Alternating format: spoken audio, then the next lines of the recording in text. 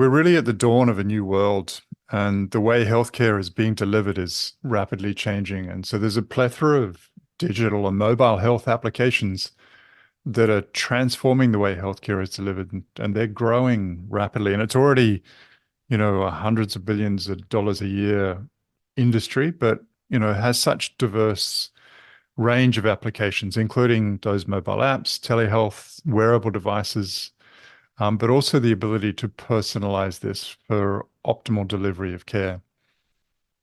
For us and for people who are engaged in this space, it's a great way to collect data, to provide meaningful feedback for people who are using this to track chronic conditions and symptoms associated with that, and ideally also improve access to care, particularly for those people who might live in remote and underserved areas.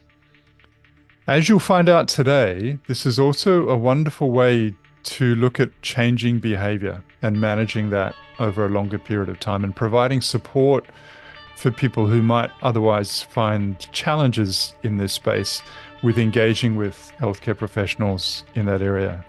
And as I'm sure you fully appreciate, with the plethora of smartphone use and wearable use that's out there, these are becoming increasingly commonplace.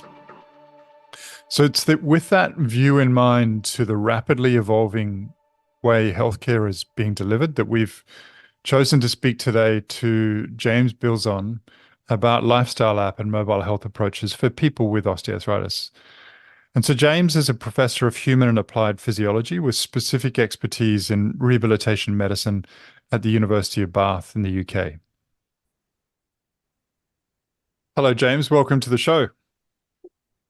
Nice to see you again, David. Yeah, it's good to see you, and look forward to catching up again in Vienna face-to-face soon, as opposed to over the Zoom connection. But before we get into the main content of today, just wondering if you could share with the listeners a little bit more about your background and what a typical day might look like for you. Yeah, of course. So I started my journey, realized that I was interested in science, but from the perspective of sport and exercise science. So I did my undergraduate degree in sport and exercise science and progressed from there onto a master's degree, and realized that my interests were really in injury prevention and rehabilitation.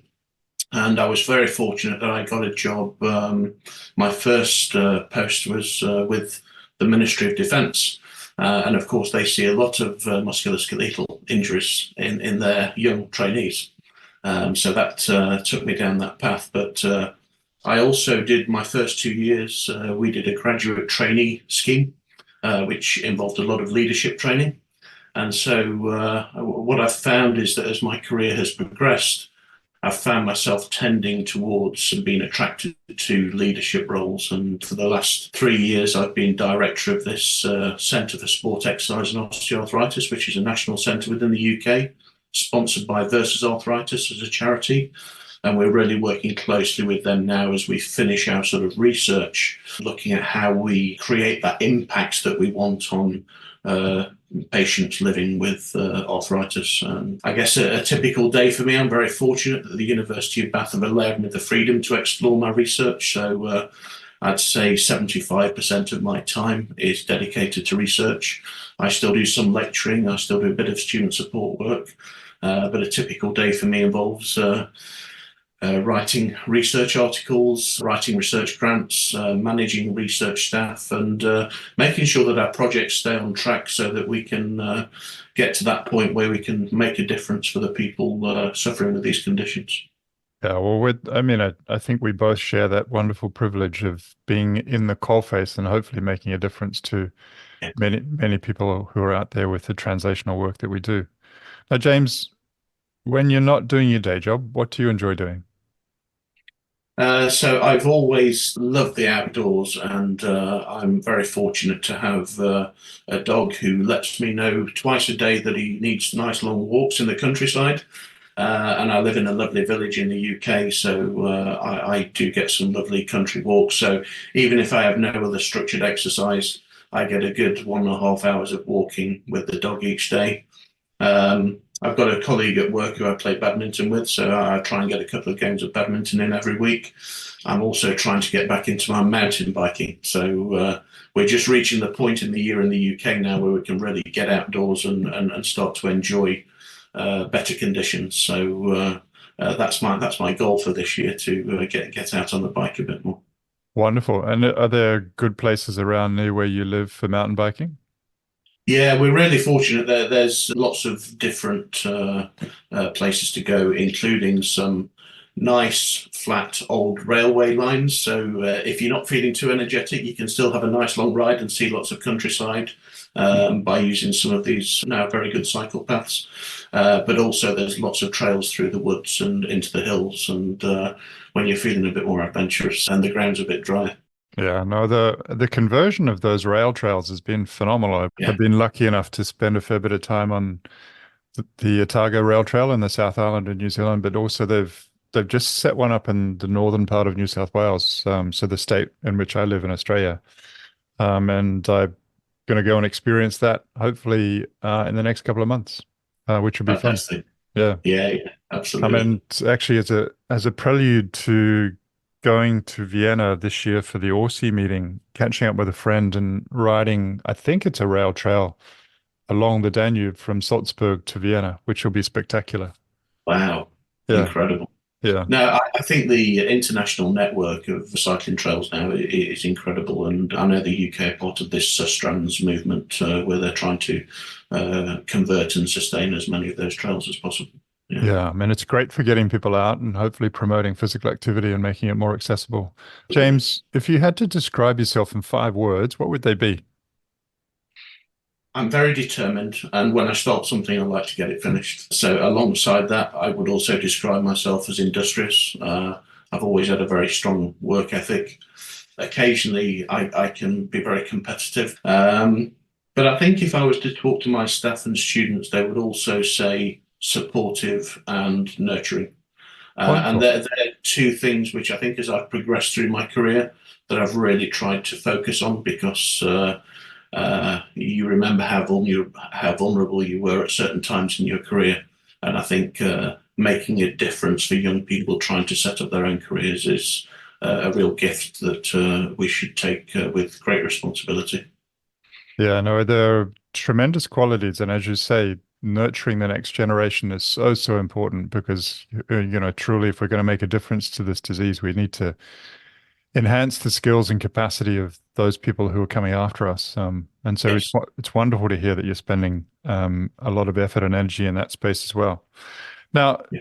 James, obviously the focus of today is really talking about lifestyle app and mobile health approaches for people with osteoarthritis, and it's on the back of a couple of recent publications that you've had in this space, and obviously a lot of personal interest on our side. But Yeah. I guess in the first instance, what, from your perspective, both for you and the team, motivated you getting into this aspect of provision of health, or this method or modality of providing health care? It's interesting, David, that I think you realize as you go through your career that a lot of things happen you feel by accident, but actually they were probably meant to be. And so we've been doing a lot of research trying to understand the physiological effects of why exercise is beneficial for people with joint pain, with a real focus on knee osteoarthritis being the most prevalent form of the condition. And so we've got a rapidly growing number of patients with this condition, and really trying to understand. And what we realized through our research is the effects of exercise are relatively short-lived in that they seem to persist for around 24 hours. They seem to help people reduce their symptoms and persist for that relatively short period of time. And what that means is we really need to get people into the habit of exercising regularly if we're going to make a difference for them trying to manage their condition. And so we've done a lot of this research, and I was presenting one day at a meeting at the university, and there was a real mixed audience in the room, including some colleagues from computer science. And one of them came up to me after my presentation, and he'd heard me say, it's such a shame that we can't get this message out and support people with knee osteoarthritis more readily, because there doesn't seem to be anything out there at the moment that's making a difference. Especially, there's a real focus on that short-term rehabilitation piece, that sort of 6 to 12-week journey, but maintaining people's physical activity throughout the lifespan seem to be missing. And for people who are not from a sporting background, who've been possibly told by their healthcare providers that they should probably go home and rest their hurting knee, this is quite a scary concept to suddenly start engaging in regular exercise, but it works. It really does work. And so we applied for a small grant together. So we got this small grant and we decided to embark on this journey to develop an mHealth mobile health app that we could take out to the patient population, and we could embed our sort of research findings and best practice within it. So it really started with a short presentation and a small idea. Yeah. No, wonderful. But I mean, I think at least if I distill at least some of what you said there, I guess the key elements are that, if we look at the traditional way of delivering care, where it's face-to-face, there may be intermittent visits to the clinician, maybe once a week or once every couple of weeks, and that might last for a couple of months. But we're talking about a disease that's a chronic disease that persists for years. And, I think for a lot of people, they have challenges in sticking to the plan. And I think, one of the key aspects of this type of delivery is hopefully it engages people in their own space in a way that's meaningful for them. So before I steal all of your thunder, can you tell me a little bit about, I guess, what you did in this project, where, the development of the app and how that progressed, and what methodology used in the development to, I guess, guide, or what framework you used? Yeah, so it was really important that in that initial step, I was talking to my colleagues in computer science, and we kind of knew what we wanted to do, but we didn't have all of the specific information that we needed. And I'm very fortunate. I'm in a department with lots of disciplines all mixed together, including some behavioral or motivational psychologists. And so we managed to go and meet with one and invite him onto the project. And he'd done some work using what's called the person-centered approach, or the person-based approach. And really what it's about is putting the user, in this case the person with knee osteoarthritis, at the center, and actually engaging them in the process of helping you to design, refine, and optimize the product. We started with a literature review, and then we went through this planning phase. And in the planning phase, we did some focus groups with groups of patients, and also some one-to-one interviews with physiotherapists, and trying to get those different perspectives from the user, the knee osteoarthritis patient, but also from the therapists that are trying to treat them. And that allowed us to get enough information to come up with an initial concept and build a prototype. And then what we did is we had some further focus groups, but these were called Think Aloud sessions. And this is in the sort of refining stage. And what we did is we'd given the users 3 days to use different features within the app, and really come to this Think Aloud session. And when we asked them questions, we just asked them to say the first thing that came into their head about that feature. And so we got some really rich information and feedback about things that worked and things that didn't work so well, and things that maybe needed refining and changing. And the sort of motivational psychology bit behind this is, how can we keep people motivated within themselves? It's called intrinsic motivation. How can we keep them motivated to sustain a physically active lifestyle and self-manage their osteoarthritis symptoms over time? And so there are some features about app design which really help with that. So there are these sort of guiding principles of that they're called autonomy, competence, and relatedness. So autonomy is, are you able to just get out and do the things that you enjoy in exercise? Do you have the autonomy to just get out and do those activities? Competence as well. Do you feel confident and that you've got the skills to go and do those things, or do we need to think about instructors and group classes and those sorts of things? And then the relatedness is, can we somehow open up a social network for you with other users that you share a condition with and you can share this experience with and you can talk to online? And so really it was trying to build all of those features into the app and then use that sort of patient feedback to refine the product as we move forward. And it seems to have worked incredibly well in terms of getting us to a point where we've got something that that the users really seem to value, and the practitioners. The next step we'll talk about, but potentially allowing users to share their information and their journey with their practitioners, with their physiotherapists. Yeah, so let's dig a little bit more into what I guess are the key features or elements of the app before we talk about the effects that you found.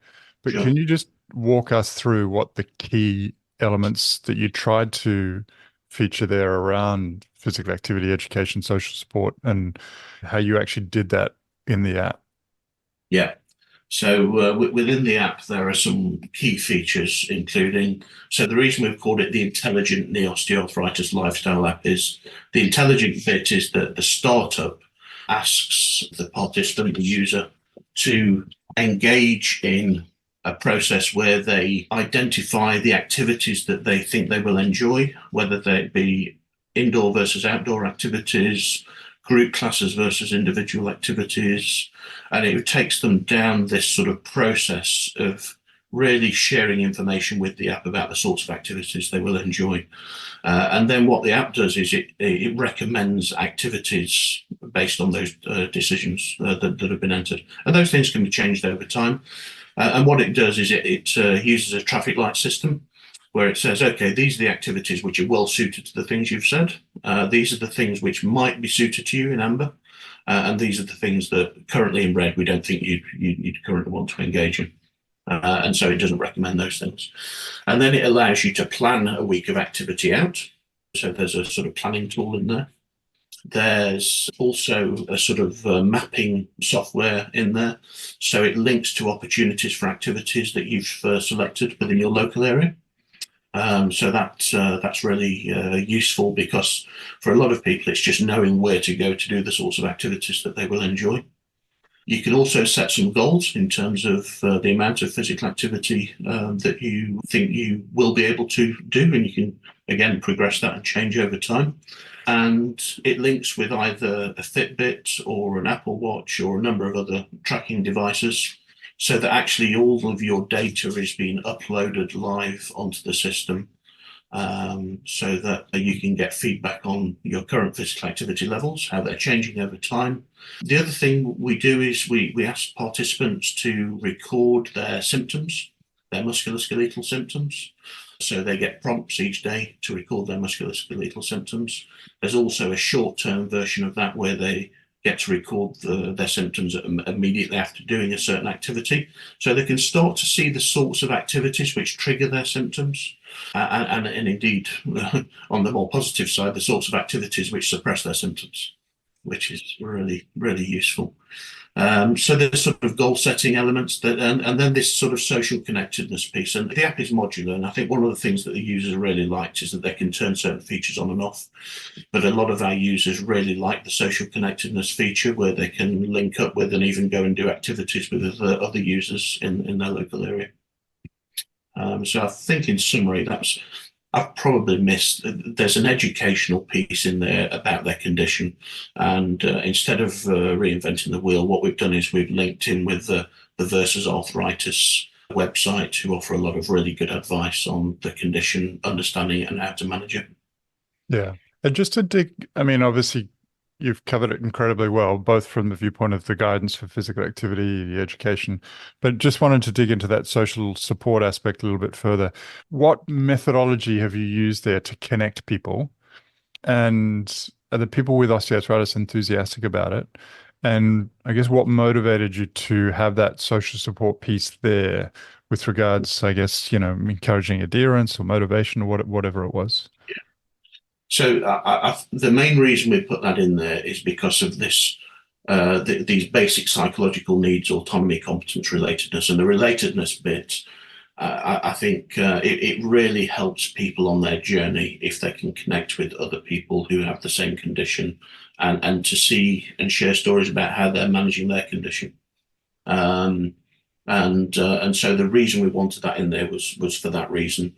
The reason we made it optional is because we recognised that not everybody would want to do that, but actually we found it to be a very popular feature. And we did find that people were not only using the feature within the app, but they were also then sharing contact details so that they could meet up outside of being an app user. So it does seem to have really taken off, and I think it's an important feature.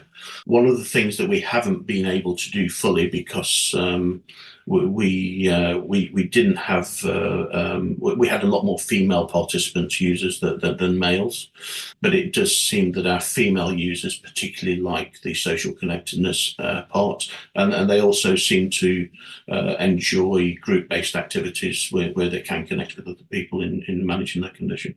Yeah, I mean, it's such a vital element. I mean, that peer support, knowing someone else who's maybe going through the same journey you are, provides Mm. such a really important, essential element to this. And so you've rolled this out in the context of a trial. Can you just tell us a little bit about the trial and what you found? Yeah, we decided to go for a relatively simplistic 12-week user trial to start with because the theory was that if an app is not particularly well designed in terms of user engagement, users will probably start to drop off between the 6 to 12-week point. And obviously, if this is about helping people to manage their long-term condition, we wanted to try and engage people for at least 12 weeks. So we decided to go for that. And with the funding we had available for the study at the time, 12 weeks was around the limit that we could manage. So we got 51 volunteers initially, and 38 of them actually signed up and completed the study. So quite a high proportion of those that initially inquired. And basically, we talked them through the trial over the phone. Research staff sent out the app via email that they could download through a link and a code, but also sent them a Fitbit that they could use to link with the app and download their physical activity data. We then tracked them for that 12-week period, and we then had weekly check-ins for the first 4 weeks just to make sure that they were able to use the app, that they understood it, that there was nothing that wasn't working. There was a feature on there that they could explain if they were having difficulties, and we had a software engineer working in the background to resolve any issues. So we were able to be very responsive to their needs, which was good, because of course you put these things out there, but there are still teething problems sometimes. So we were able to overcome those quite quickly. But I guess onto the important findings, and I think we were very surprised by how positive the findings were. So first of all, these participants became very active and they sustained a really high level of physical activity for the whole 12 weeks. It didn't drop off. So they were maintaining on average around 10,000 steps per day, which is good for a healthy individual without knee osteoarthritis. So the fact that we were seeing this in knee osteoarthritis users was really positive, because we tend to see steps per day between 5,000 to 7,000 at best in knee osteoarthritis users. So we were pleasantly surprised with the levels of physical activity they were able to sustain. But I guess the most important thing was we saw this significant drop-off in their musculoskeletal symptoms across the board. So not just their general musculoskeletal symptoms, but they felt more confident in engaging in activity. They had improved sleep with less pain at night. They experienced less fatigue while they were out exercising, and less pain during walking itself. So there were lots of really positive messages coming out of the data that suggested to us that this was making a real meaningful difference to these users. 30% reductions in musculoskeletal symptoms or pain. I guess the thing that we were most delighted about was the amount of time people spent on the app during the trial didn't drop off very much. It was really well maintained. But also, most of the users asked us if they could continue using it when the 12-week trial finished. So that was not even really part of the research study, but a real positive end to the trial for us. So we're really pleased with what we've achieved today. Yeah. That's wonderful, James. Any learnings either about the app, its usability, or challenges that certain people had in engaging with it that would be worthwhile sharing? Yeah, I think one of the things we changed quite early on was I think it's important not to over-engineer things. So we were giving lots of prompts to individuals to record musculoskeletal symptoms, to engage in exercise, to record their exercise. And I think some of them found it quite overwhelming. So they asked if they could switch the daily prompts off.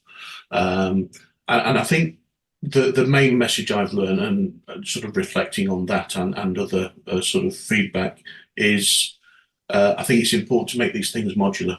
Make sure that people can, they will ultimately start to turn different features on as they go. But I think if you hit them with all of the features at once, it can be quite overwhelming. So I think making it modular and making these things optional was really important in terms of the steps we took in the design process. I'd also say I think we got very different points of feedback from physiotherapists and patients. And so I think making sure that you get that sort of global perspective about best practice and guidance. The other thing we did, which I think was really important, is we didn't want this to become an exercise prescription. We didn't want people to enter some information and then feel that they were being told what to do every day. You know, this has to be choiceful. People need to decide whether or not to, if it's going to be sustainable, how to engage. Yeah, no, for sure. I mean, I think trying to tell people to do exercises that they don't want to do, or they're otherwise unaccustomed to and don't want to engage with, is probably going to be like beating your head against a wall. So I Yeah. mean, obviously the goals here have to be personal and tailored according to what their wishes are. So, Yeah. James, that's great. Thank you for sharing those insights. Where are you going with the app from here? So we've just prepared a research grant application, but it's quite different this time. So this is called an invention for innovation grant. So it's a particular scheme run in the UK, because what we need to do now is make sure that we can. So the prototype was an Android version. We need a version now that can operate across all platforms, including iOS users, so that it works on iPhone as well. We also need to make sure that the app is desirable across different socio-cultural backgrounds. So the sample, which was an opportune sample that we're able to get for the user trial, I would say was predominantly white middle class. And so we're really keen to see this next iteration used across different socio-cultural backgrounds and get feedback from people from those different backgrounds as to how we can refine and optimize the platform. We've also, and part of our grant application, we've been talking to our colleagues who are movement specialists in biomechanics, and they've said that there's really good opportunities now to engage additional tools within the platform so that people can analyze their movement quality to try and reduce the forces acting through the knee joint. And so we're engaging them in the next stage of the project so that we can go beyond what we've already achieved and engage with some additional features. So I think there's still a bit of a journey to be done before we can sort of open this up to the wider market, but some people are encouraging us just to go ahead as we are, but also progress with the additional developments. I guess I just feel a little bit guilty that we're only able to reach out to Android users currently, and I'd like it to be available to all. So we're trying to accelerate that process and move ahead as quickly as we can, but there's still a bit of development work to be done. Yeah, no, it's great to hear where you're going, and I think particularly that aspect of understanding what exercises people are doing and ascertaining whether their technique appropriate using, and I don't know whether you're planning to use computer vision or something like that, but there's Yes. Yeah. some of the Yeah. technology out there is absolutely phenomenal. Did Yeah. you, I mean, obviously you had people volunteer for your trial, but did you have any challenges with technology literacy or issues with people taking up the app and learning how to use it? We didn't particularly, but again, I'm slightly concerned that that's partly because of the population that we attracted to the trial.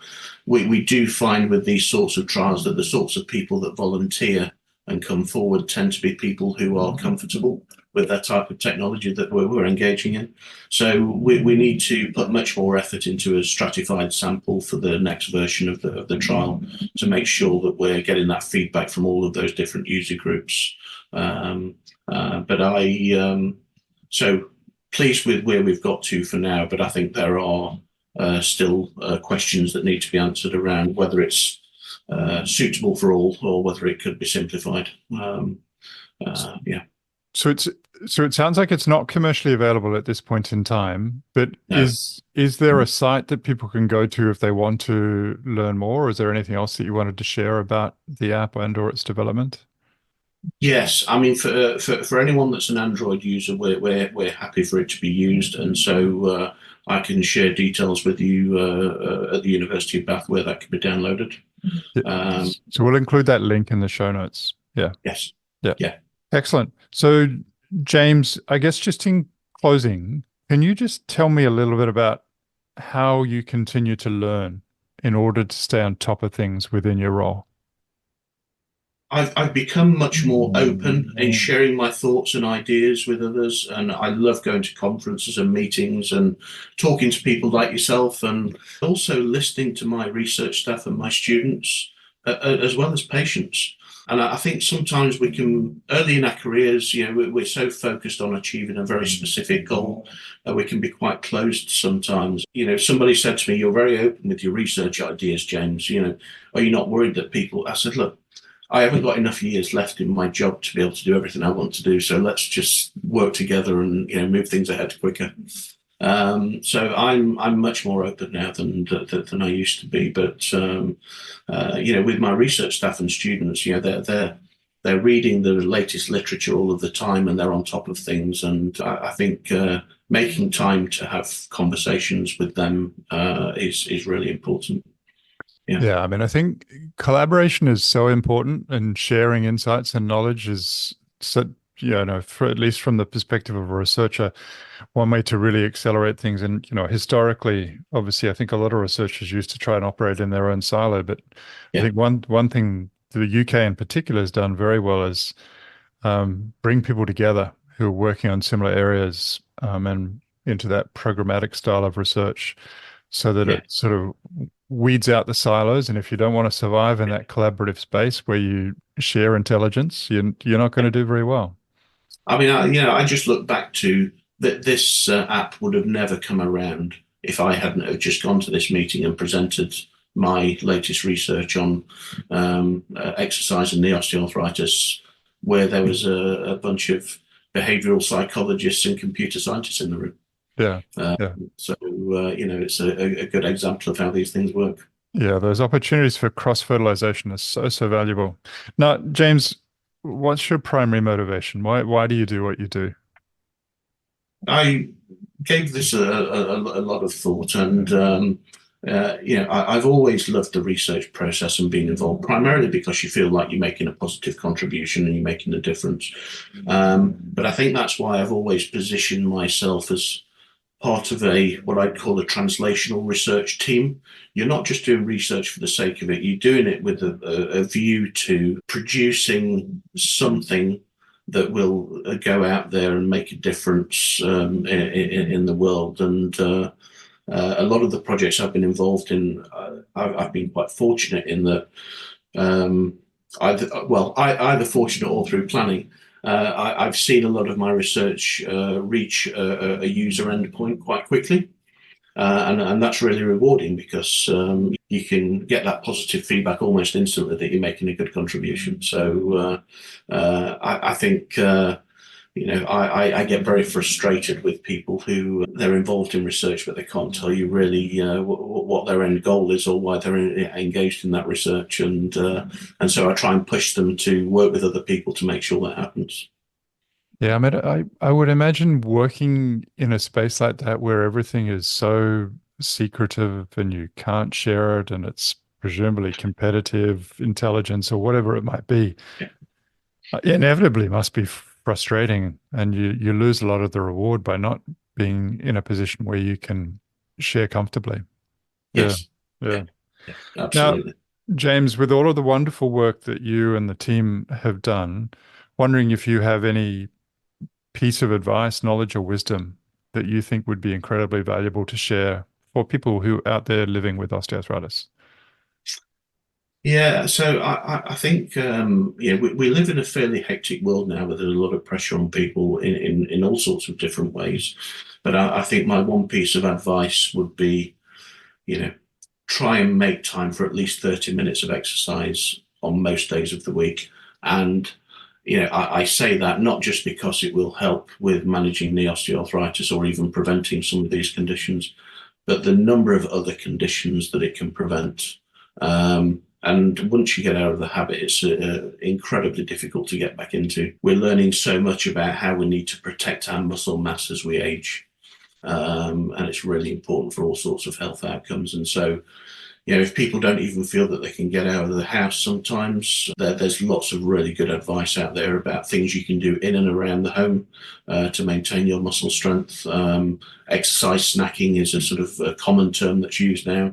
These sort of 2 or 3 10-minute bouts of strengthening exercises you can do even in the home each day is incredibly meaningful and effective. So I think try and find that 30 minutes a day to do some meaningful exercise. Yeah, I mean, it's a great, positive, empowering way for us to close our conversation today. Keep up the wonderful work, and really looking forward to hopefully having a chat relatively soon about this and other things face to face. So thanks so much for your time. Thank you, David. Enjoyed talking to you again. So again, these applications, both in mobile digital health, the use of wearables, are rapidly changing the way healthcare is being delivered. We're seeing some early entrees into the space for people with osteoarthritis that are providing solutions around tailored physical activity, education, and social support, such as the app that we've spoken to James about today. There are a number of others that are out there that are being developed, including one that we've recently begun testing.